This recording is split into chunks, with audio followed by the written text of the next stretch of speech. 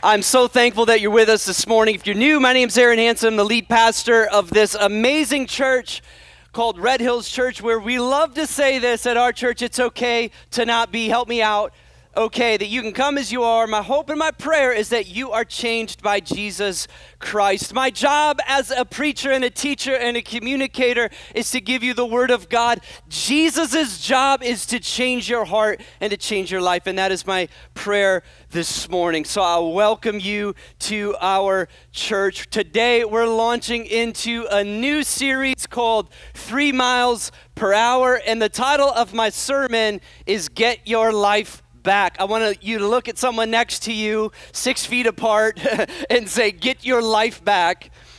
All right. Don't say get a life. All right, say get your life back.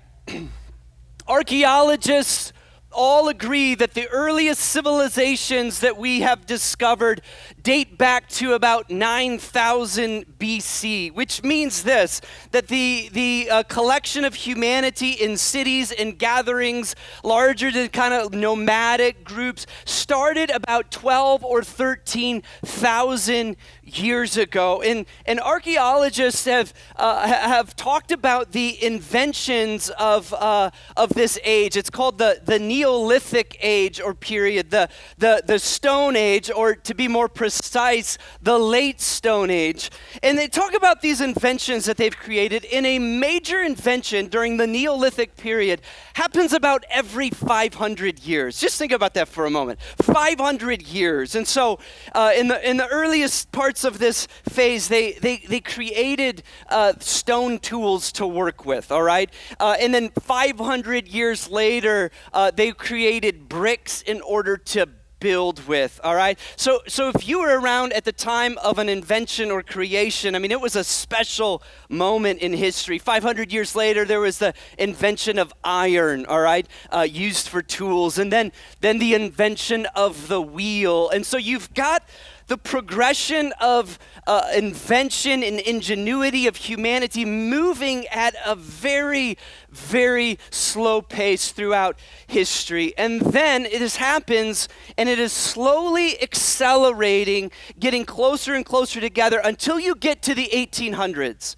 In the 1800s, we entered something globally, not only in our country, but the Western world, into what is known as the Industrial Revolution. You know what I'm talking about, where the inventions, creations just took off like wildfire. And the idea of making things faster and quicker and better and easier for humanity. For example, in 1817 was the first bicycle was made. 1817. So you've got 10,000, 11,000 years of everyone moving at the speed is what their legs could take them.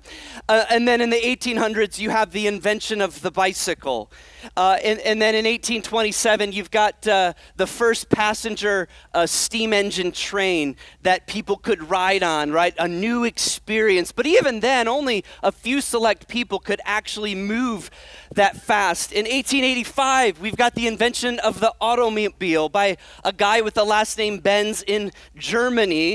In 1885, 1903, you know, was the first flight of the airplane. And from the early 1900s up today, there has been this rapid acceleration of movement forward in transportation. The speed and pace at which we can move today has exponentially increased in the last 200 years. This has not only happened in the area of transportation, but this has happened in the area, what we all know in our lifetimes, of technology. This rapid acceleration and exponential growth and the speed at which humans move and the world moves. In fact, I have a graph for you that just illustrates this curve. It's a growth curve of invention and technology and transportation that you just see this very, very slow movement until the 1800s, and then it is skyrocketing off of the page. Did you know there's actually a science that is dedicated to the study of this kind of phenomenon? It's called futurology. and it's called Future Studies. And they study this thing that is called accelerating change. And it's the speed at which the world is moving, reproducing, and moving forward into the future. And everyone is saying that this acceleration is not slowing down or stopping. It is actually just increasing. In 1938, a famous architect and thinker and futurist, Buckminster Fuller, he came up with this word called ephemeralization. And he defined it as this, that it's the ability, and he made this bold prediction, the ability to do more with less until eventually you can do everything with nothing. All right, 1965, a guy named Gordon Moore, who was a co-founder of Intel, all right, Intel makes the computer chips that we know today. He made this bold prediction in 1965. He said that the number of transistors in a computer chip would double every 2 years. This is actually known today as Moore's Law, and it has proven to be true, which means this, which means that computers are getting faster and faster and smaller all at the same time. It's why the phone in your pocket is faster than the computer that you bought 10 years ago, all right? I remember our first computer I bought was a Dell. It was like $1,800, all right? And it moved very slowly. I mean, it could barely do Microsoft Word, all right? The speed at which we're moving is incredible. And the main motivation for advancement in technology and transportation and other fields of study and areas of our life is this. It's so humans, much like this ephemeralization, can do more with less, which means that we can be more productive and more efficient, more effective in life, that we can do our homework quicker, that I can write my sermons faster, all right? That we can move faster, be more productive than any other time in all of history. Now, there's a problem that we're facing in this exponential growth curve, and the problem is this, that your soul was not designed to handle the speed at which we're moving today. Think about it, your soul is primitive. And when I talk about your soul, I'm talking about your emotions, I'm talking about your thinking, I'm talking about who you are, the interior part of your life. We are conditioned to be in smaller communities, and we are conditioned to move. I mean, our souls are conditioned to move at a much slower pace. In the last 200 years, it has only increased, and there is no sign of it stopping. I want to tell you about an experience that I had in 2019, something that I had never experienced before.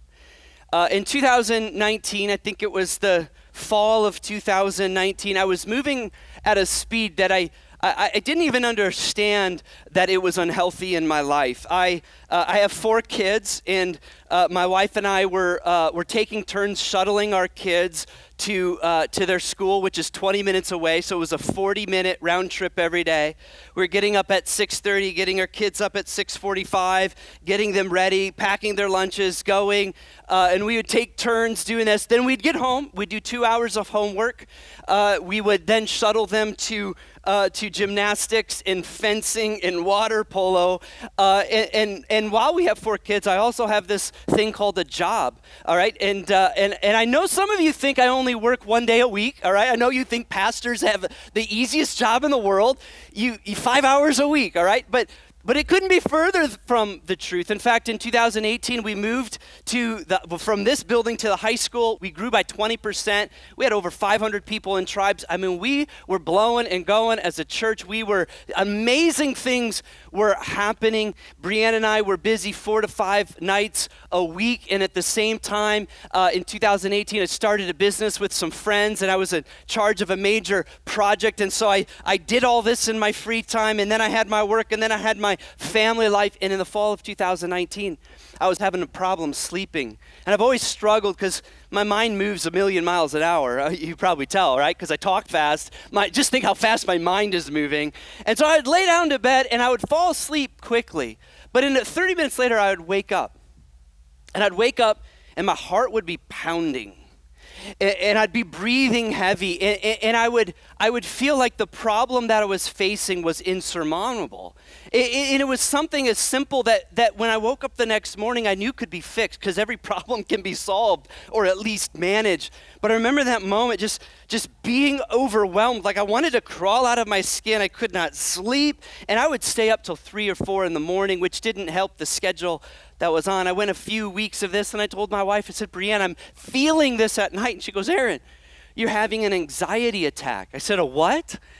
Like, you experience anxiety. And I tell you, I was 39 years old at the time. I've been nervous before. I felt the butterflies before. But at no time in my life have I ever felt anxiety the way that I felt. I even preached about it before. I've even prayed over people before. But I realized this in this moment, that I realized that something in my life needed to change. And it didn't change right away. In fact, it's a journey and it's a process. That my life was moving faster than my soul could handle. And I was getting overwhelmed because I was overworked, because I was doing everything. I was doing more with what I thought was less. I don't know if you can identify with that at all living in a chaotic and overwhelmed world. Sometimes we think the pandemic put a pause on feeling anxious or overwhelmed, or how fast culture is moving. But if anything, we only see this speeding up. In fact, the anxiety, depression, and even suicidal thoughts and suicides among young people especially is increasing exponentially. In fact, it is 2.5 times in the last 2 years have young adults experienced suicidal thoughts of self-harm. It is rocketing up into the right, which tells me that something needs to change. Something needs to change. Get Your Life Back in 3 miles an hour is about changing things in our life to move at a speed in which our souls can actually handle. It is about reclaiming your life and redeeming your time. And I want to tell you this. I want to tell you that this is something, not that I have gone up the mountain like Moses and come down with the answer. It is not something that I have conquered. It is something that I am with you in it. It is something that I am learning. It is something that I am processing. And the next 3 weeks, I am processing out loud with you about my own life. And I ask that you come on the journey with me to slow the speed and the pace of our life. In this series, we're going to look at the life of Jesus. But we're going to look at the life of Jesus at a different angle. Usually when I preach and read the words of Jesus, we read a teaching of Jesus. We did that in January. We answered the biggest question that people have through the 3 parables of Jesus, where he talks and teaches us, and we look at that. But we're going to look at a different angle of Jesus. We're not going to look at the words that Jesus said. We're going to look at the actions that he did. There is something in the Gospels that we often take for granted. And that is the narrator's voice. That is the biographer, the author, the writer.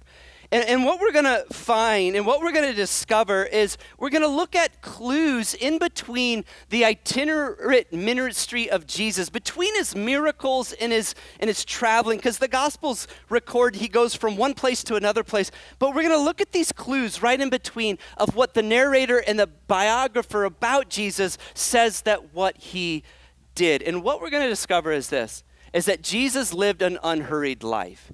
In fact, Jesus could not be rushed to do anything. Jesus, he only had 3.5 years to complete his earthly ministry from his baptism to his death, but Jesus did not hurry. Jesus, in fact, if you can find a place where it says Jesus ran, you can prove me wrong and show me. It is not in the Gospels. In fact, Jesus moved at 3 miles per hour. So we're going to start in John chapter 7. And so grab your Bibles and turn to John chapter 7, and you can follow along with me. We're going to read verses 3 through 11, which describes Jesus' interaction with his brothers going to a feast in Jerusalem. And here's what it says. Jesus' brothers said to him, Leave Galilee and go to Judea, so your disciples there may see the works that you do. No one who wants to become a public figure acts in secret. Since you are doing these things, show yourself to the world. For even his own brothers did not believe him. They're kind of like saying, Jesus, why don't you prove that you are who you say that you are? Right? There's nothing like peer pressure from your family to get you to do things that you don't want to do. Therefore, Jesus told them, my time is not yet here. For you, any time will do. The world cannot hate you, but it hates me because I testify that its works are evil. You go to the festival. I'm not going up to this festival because my time has not yet fully come. And after he said this, he stayed in Galilee. Verse 10, however, after his brothers had left for the festival, he went also, not publicly, but in secret. Last verse, now at the festival, the Jewish leaders were watching for Jesus and asking, where is he? Now, if you don't know the geography of the Holy Land of Israel, there is something that you would miss between verse 10 and 11. And that's that Jesus traveled from Galilee to Jerusalem. And it happens between two verses. And it doesn't even describe it except this, that Jesus went in secret. So the distance from Galilee to Jerusalem is 80 miles. 80 miles would take you on foot 4 to 5 days. Think of that for a moment, that Jesus traveled all alone at the speed of 3 miles an hour for 4 to 5 days. Today we would say that's a waste of time. At least take a disciple with you and mentor them. You need to be writing sermons and writing a few books. Maybe read a self-help book. Maybe work on your next idea. Maybe check all your texts and your emails. Maybe you map out a 5-year plan. Come on, Jesus, you're moving too slow. You see, Jesus cannot be hurried. He cannot be hurried. We would say today, maximize your time, which means this, do more with less.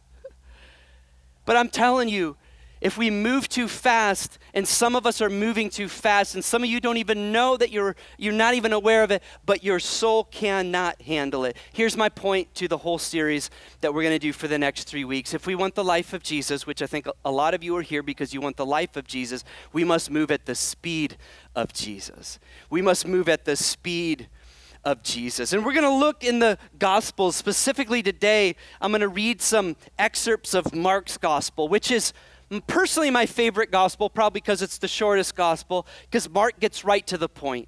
In fact, some scholars say Mark's in a hurry to get to the crucifixion. But what he does is he pauses to tell you about the inner life of Jesus. Not about what he says, but about what he actually does. And we're going to read about Jesus taking times to be away from people and his disciples to be alone with God. And to separate himself and to actually rest. And I was planning and preparing, and I've been thinking about this for a year. If Jesus, the divine Son of God, the Savior of the world, the Alpha and Omega, the beginning and the end, right? If he needed to take a break and rest, how much more do you think you and I need to take a break and rest? If he needed his soul to recharge and connect with the Father, how much more do you and I, in a culture that is moving exponentially faster, need to take that time to be with Jesus? I want to tell you this, that nobody in your life is going to encourage you to slow down.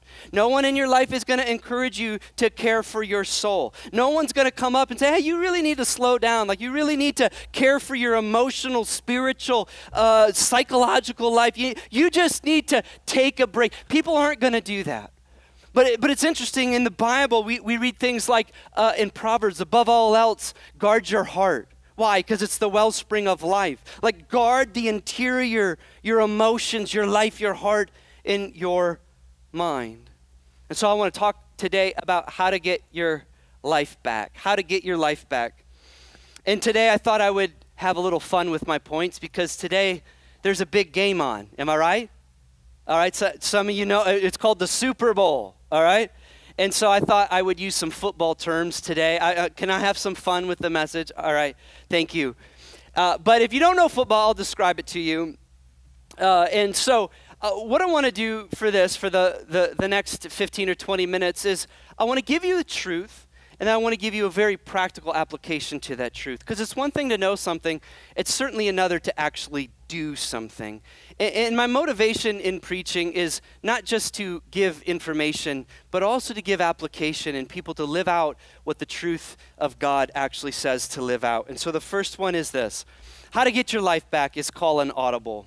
Call an audible. If you don't know this football term, the quarterback in football has the authority and ability to call an audible, which is this, which is to call a play on the field while the team is lined up. Here's what happens.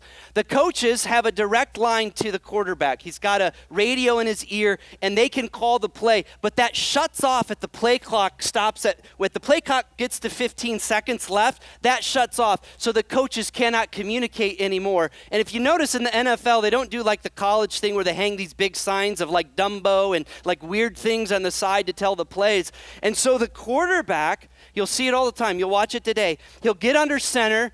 He'll see how the defenses line up. He'll step back, and he'll call a new play. That's called an audible.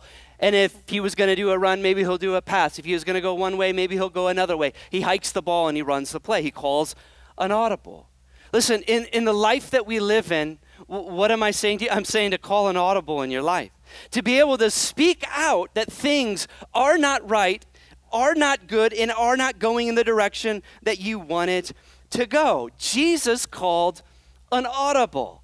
In Mark chapter 6, verse 45 and 46, the gospel writer writes this.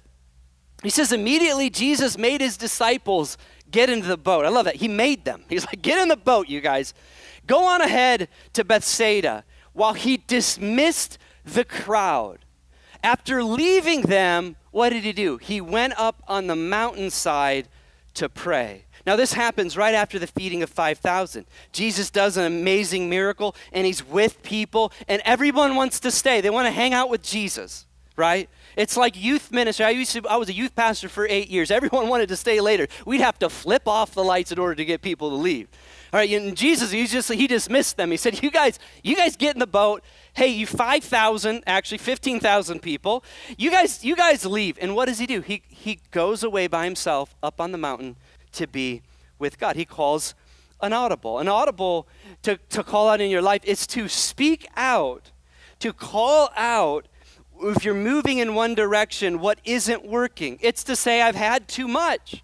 It's to wake up and realize that my life is out of control, that I'm consuming too much information or content from the world or social media. I'm watching too much TV. I'm working too many hours. Whatever it is, you call it out. So here is the very practical thing that I'm asking you to do. When you go home today, I want you to talk to your friend, talk to your spouse, talk to your mom or dad or brother or sister, and ask this question of yourself. What areas in my life am I moving too fast that need to be called out? What areas in my life am I moving too fast that need to be called out? What areas are not sustainable? What areas in my life have my mind race at night so I cannot sleep? What needs to be called out?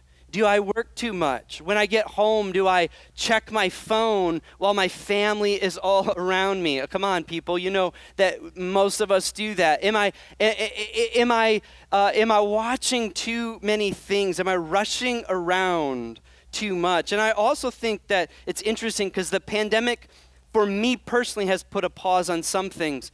But we know as the world begins to open back up, our lives are going to return to normal, which was moving way too fast for our own good. So my first point is to call an audible. Here's the second one. I don't have to explain this one. If you're a parent, you know this one. Take a time out. Take a time out. Even the best athletes, the most elite athletes, have to take a break, get a breather, and figure out what they're going to do next. In life, sometimes you need a timeout. If you don't take a timeout, life will give you a timeout. Are you with me? And I have one thing that we have taught our kids. My youngest, there's something about having 4 kids, and there's something about your youngest kid. Like my son disciplines himself. I don't know if you have a kid like that, but he'll run up to his room and just say, I'm giving myself a timeout. And it's like, it's the greatest thing in the world, all right? You don't have to yell, you just, you kind of look at him like he did something wrong, and he'll stomp upstairs and he'll punish himself. And so taking a timeout means pausing from your day to day and looking at the world around you and saying that I need a break. Jesus called a timeout in Mark chapter 1, verse 35 and 37. It says, very early in the morning, while it was still dark, Jesus got up and he left the house and he went off to a solitary place. He got alone where he prayed. Simon, this is Peter, like one of his closest disciples, and his companions went to look for him. And when they found him, they exclaimed, everyone's looking for you. Right? They go to Jesus and they're like, you're wasting your time. Come on, man. Everybody wants to talk to you. And everyone wants to be around you. And we've got things to do. Like we've got a 9 o'clock appointment that you've got to be at. And Jesus is like just praying with the Father. He's just praying to God. It's interesting because God actually instituted a way for us to slow down and slow our pace in life. You know what it's called in the Bible? It's called the Sabbath, right? And we read it before the law, but when God created humanity, what does it say? God worked for 6 days and he created, and the seventh day he rested. It's not because God was tired, because God doesn't get tired. It's because God wanted to pause and enjoy what he created. And he instituted every human to have this moment in life that was a pause and not to work, but enjoy the life and the things that are around you. It is called Sabbath. Now, here's what's interesting about Sabbath. Sabbath's one of the 10 commandments, right? Honor the Sabbath. I want to tell you, if I broke any one of the 10 commandments, I'd probably get fired, except this one. If I break this one, which I regularly do, and I confess to my staff that I do, I might get a raise. You see, this one is not celebrated in our culture. This one is not saying, oh, you're taking a break. Good for you. You deserve it.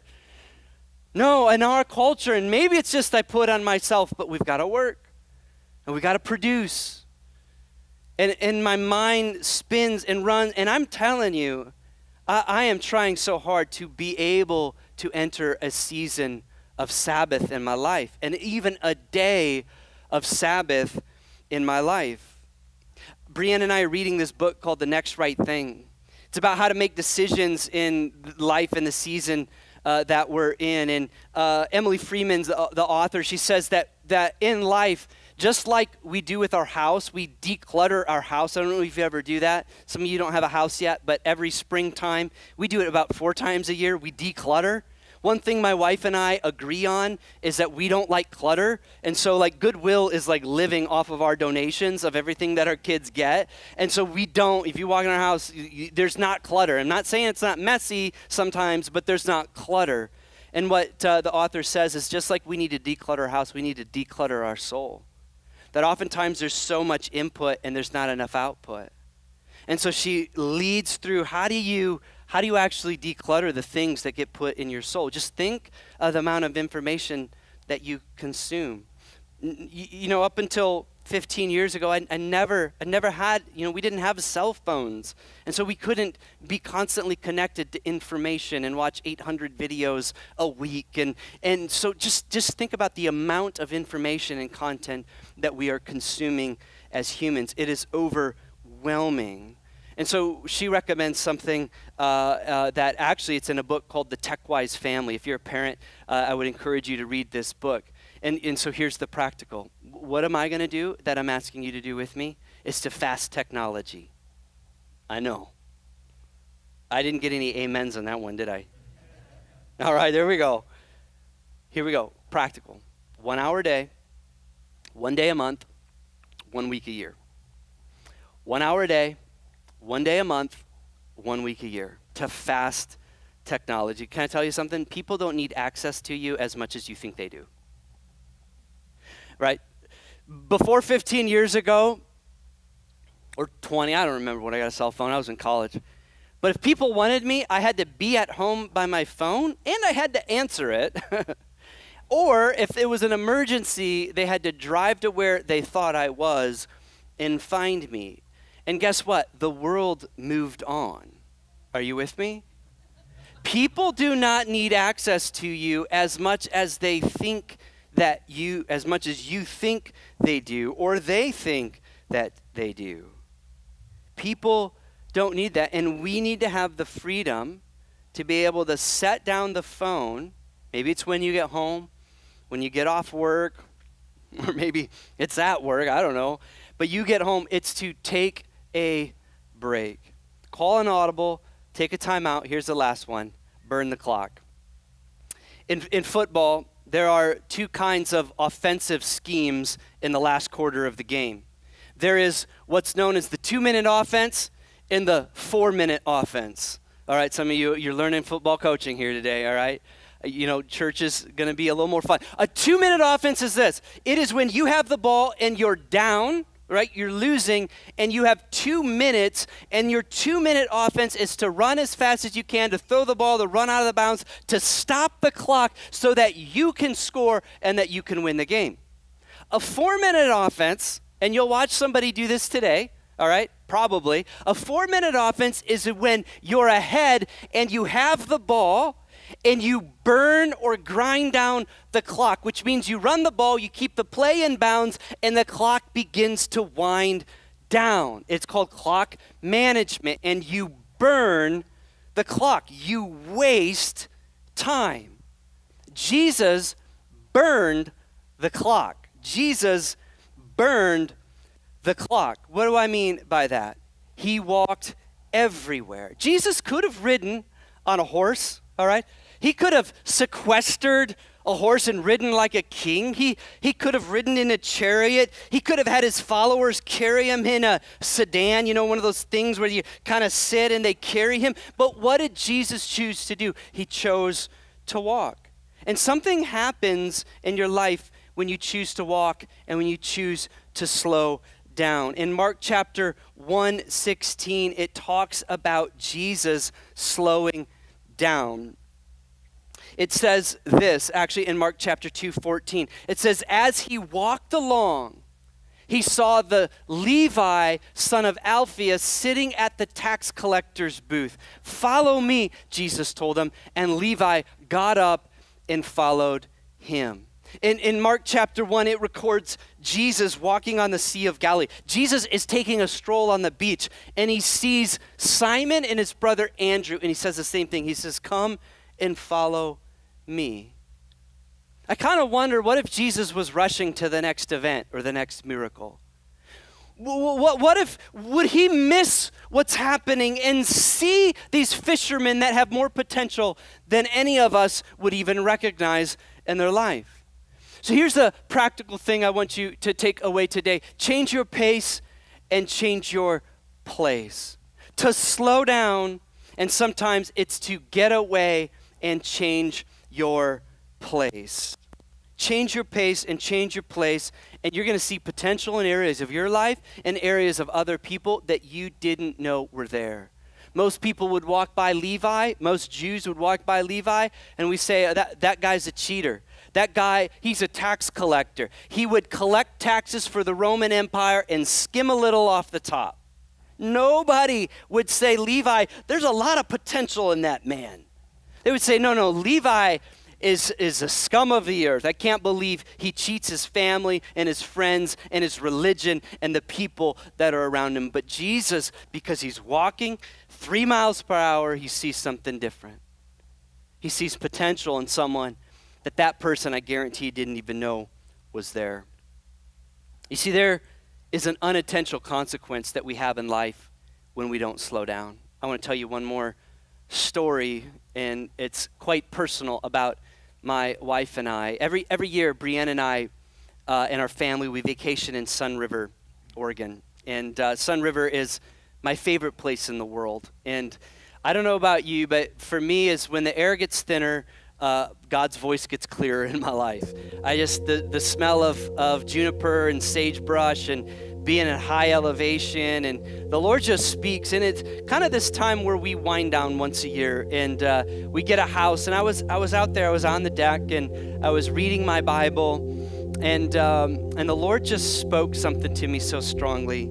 Brienne and I, in the last few years, have been having tension in our marriage, and the tension is this. It is that there were often times where I wasn't paying attention to her. Guys, we often do that, but for me it was more than normal. I was kind of checking my phone, and she'd be like, Aaron, are you listening to me? I was like, yeah, of course. What did I say? Something about the kids. And I was distracted. And I wasn't paying attention to her.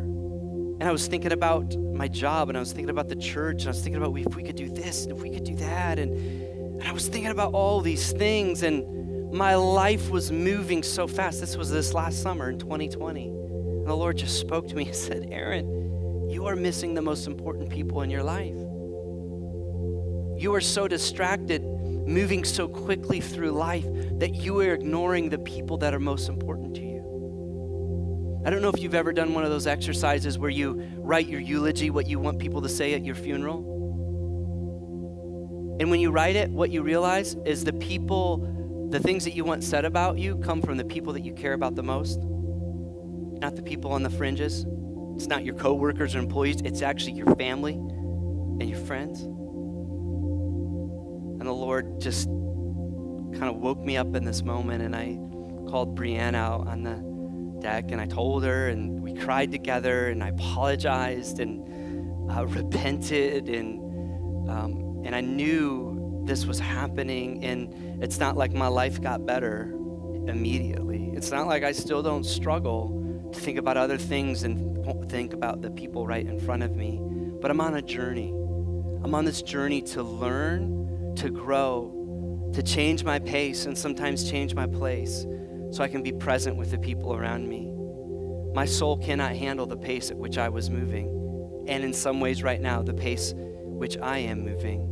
And I am committed to finding a new way. Would you bow your heads and pray with me? I don't know where you're at today. I don't know who I'm speaking to today. But maybe there's some of you that you don't know that you're moving at such a high pace or high capacity, but you do know that something is not right in your soul and in your heart. You feel that you are moving too fast, or you feel that you are overwhelmed and you're feeling anxious about life. Your soul is moving faster than 3 miles per hour, and you need to pause and take a break, call an audible and take a time out, and just waste some time thinking and being with Jesus.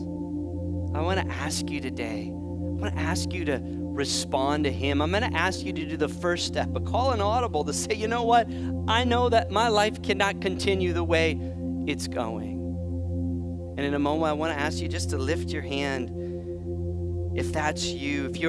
If you're in that place and you just feel like, you know what? I need to call that out. I need to slow down. I need God to do something in my heart and do something in my soul. I need him to change me and transform me. I need him to slow things down in my life. I want to experience him in new ways. And I want that rest, that Sabbath rest that only he can give me. If that's you, with every head bowed and every eye closed, if that's you, just lift up your hand. Yeah, amen. Amen. Lots of hands. Amen. Let me just pray for you. Father, I pray for those who've just recognized and called out that their life is moving too fast, that they're experiencing too much, Lord. And I pray that you give us the ability, the self-control to slow down and tune out the things in the world that don't belong in our heart, but tune our hearts and our minds into what you have for us. And Lord, I pray that we can all learn to change our pace, to slow down, to experience your presence, not to move too fast, and to be present with you and present with the people around us. Jesus, we praise you and we love you in your name. And everyone said, amen. Would you stand with me, church family? We're going to close in a song. Just lift your hands and your hearts to the Lord this morning. Just express to him your love and your desire to experience him in new ways. Let's sing together.